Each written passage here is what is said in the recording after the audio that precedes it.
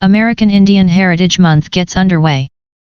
The unemployment rate among Native Americans has dropped close to its lowest level in more than 2 decades, according to a report from Wells Fargo's economics group.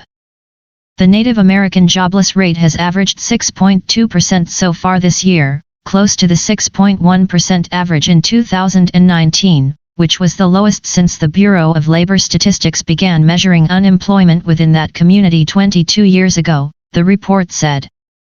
The downward trend likely reflects in part the disproportionate number of Native Americans working in production and construction, industries that did well during much of the pandemic, says Jay Bryson, chief economist for Wells Fargo Corporate and Investment Banking and co-author of the report. Over the last 2 years, Americans have spent a lot more on goods than they did on services, he says.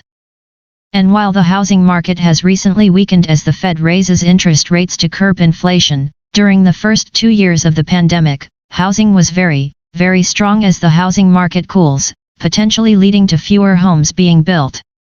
You can expect to see layoffs, and that will fall disproportionately on Hispanic and Native Americans just because of where they're concentrated in jobs, Bryson says.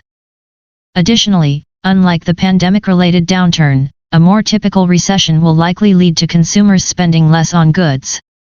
So, not only will the unemployment rate among Native Americans probably increase, Bryson says, it will go up more than the overall unemployment rate.